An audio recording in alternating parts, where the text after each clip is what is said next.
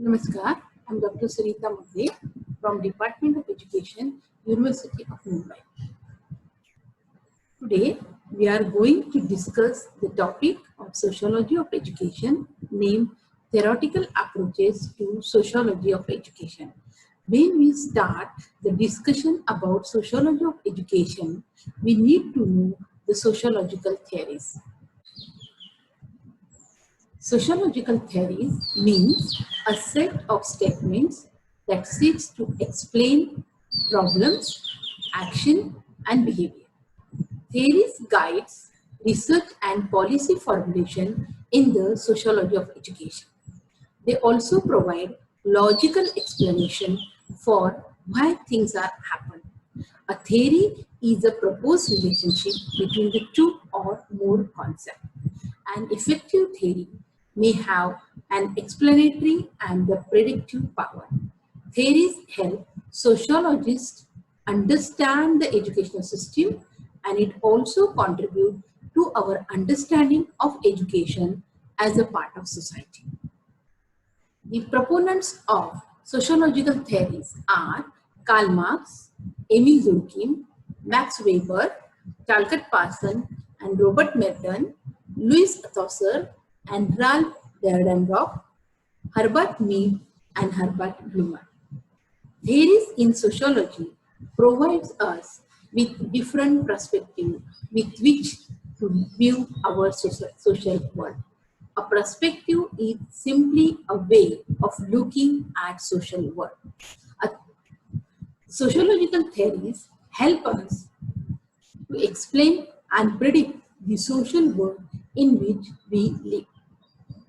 Sociological theories help us to take various parts from the society and put them together using a specific framework to help us to make sense of it all and give us the tools about the larger picture of the society.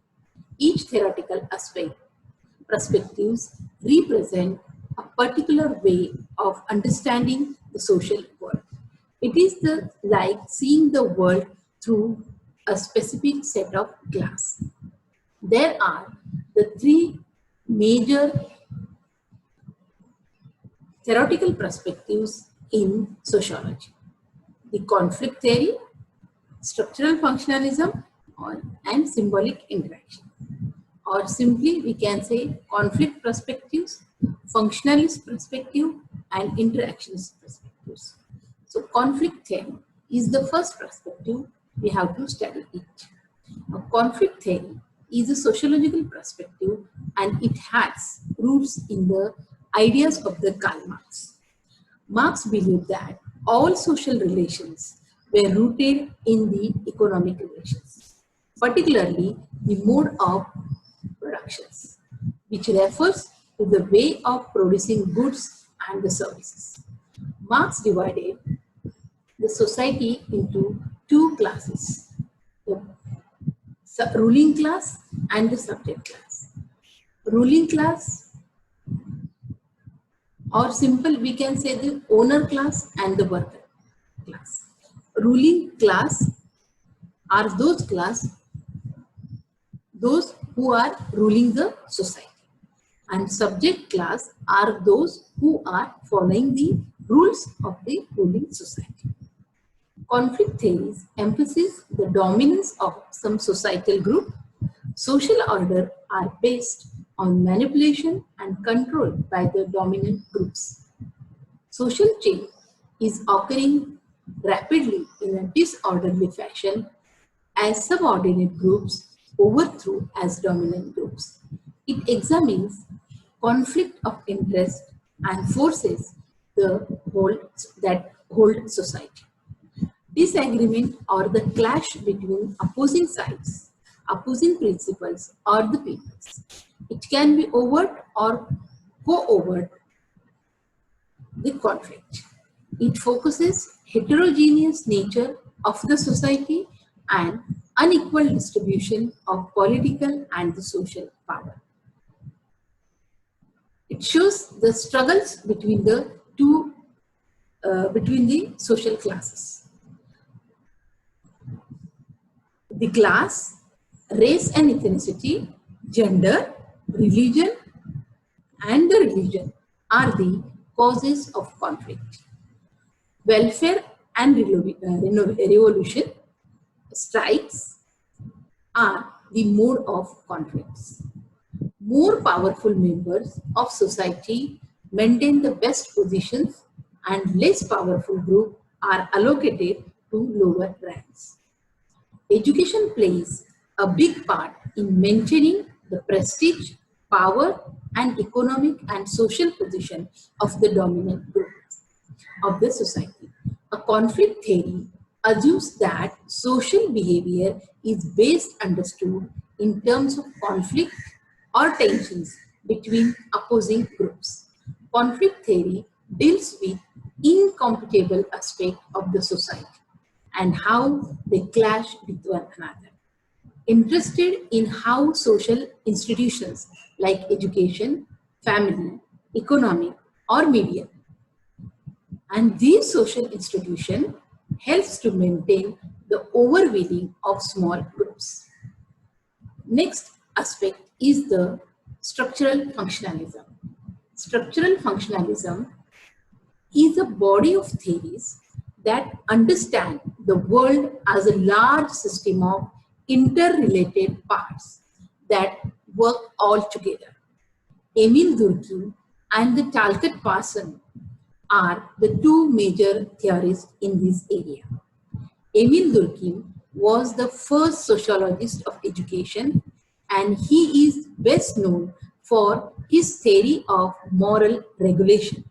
In his writing on moral education, he clearly states that only through education that a given society can forge a commitment to an underlying set of common beliefs and values, as well as create a strong sense of community or nationhood. This moral education prepare us to be productive members of society by socializing and integrating us. Durkheim believes that society is held together by a common set of values, morals, is at the heart of structural functionalism because it emphasizes how the various parts of the society work together. After the death of Durkheim, the structural functionalism work was largely ignored until the Talcott Parsons in 1950s and 60s. Functionalism regained as a dominant theoretical perspective in sociology. And it states that society is made up of various institutions that work together in cooperation. Talcott Parsons in the structural functionalism has four functional imperatives for all general action system, also known as the AGIL. What is AGIL? AGIL includes adaptation, means system must cope up with external situation, adapt to its environment, and adopt environments according to its needs. Goal attainment is a system must define and achieve the primary goal. Integration, it regulates the interrelationship of its component parts and manage the relationship among the other three functional imperatives, that is adoption, goal attainment, and latency. Latency furnish, maintain, the renew both the motivation of individual and the cultural patterns that create and sustain motivation. AGIL system was designed for system levels. The first, the behavioral organism is the action system that handles adaptation function by adjusting and transforming the external world. Second one is the personality system, which performs the goal attainment by defining system goals and mobilizing resources. Third one, social system, which copes with the integration function by controlling its component parts. Cultural system performs the latency function by providing the norms and values that motivates them for action. Systems have the property of order and independence of the part. Systems tend towards self-maintaining orders, that is equilibrium. The system may be static or involved in the ordered process of change. The nature of one part has an impact to the other parts. System maintain boundaries with other environments. Allocation and integration are the two fundamental processes for equilibrium. The social system consists of some functional requisites. The social system must be structured so that they operate compatibility with other systems. Social system meet a significant proportion of needs of its actors. Social system must elicit adequate participation from its members. Social system must control over destructive behavior. And social system requires a language to survive.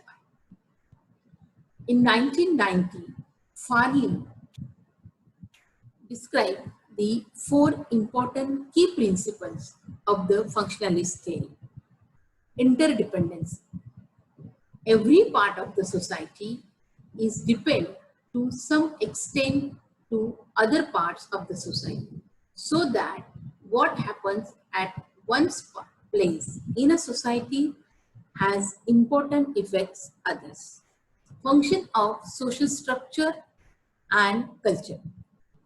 Social culture refers to organization of society, including its institutional social position and distribution of the resources.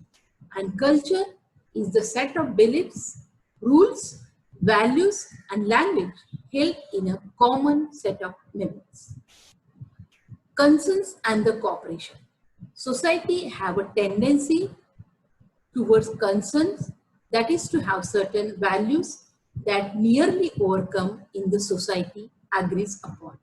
Society tends towards concerns to achieve cooperation.